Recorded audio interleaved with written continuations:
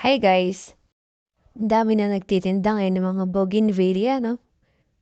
Sa dami ng mga sellers ngayon, hindi mo na alam kung paano mo pipiliin yung mga variety. Ito yung mga klase na mga grafted na bibilin.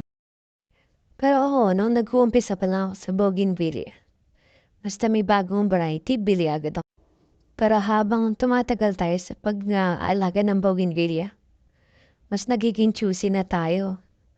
Pinipili na natin yung mga variety na masipag magbulaklak at makukulay yung mga dahon nila para kahit wala silang bulaklak, maganda pa rin silang tignan.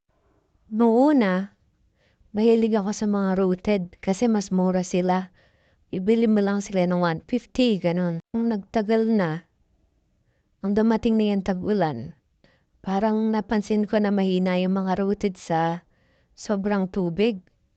Kaya, nung natutunan ko mag-graft, mas ginanahan ako kasi bukod sa mabilis silang lumaki kapag grafted, mas malulusog na sanga din yung makukuha mo kapag galing sa grafted yung sayon o sanga na ipopropagate.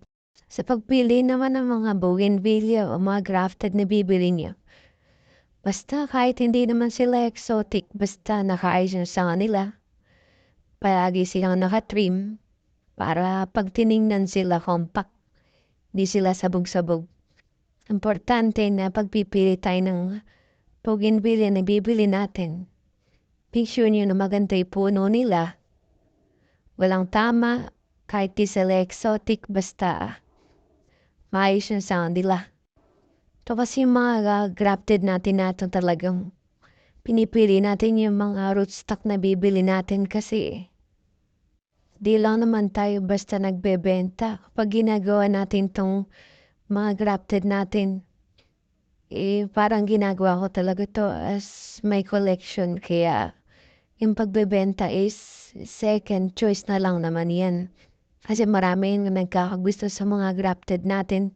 So kapag ginawa natin yan, naayos natin yung mga sanga, pinibili natin yung magagandang RS, marinis, para kapag ginrap natin, mabubuhay agad yung mga sayo na idutugtong natin, saka mas malulusog sila.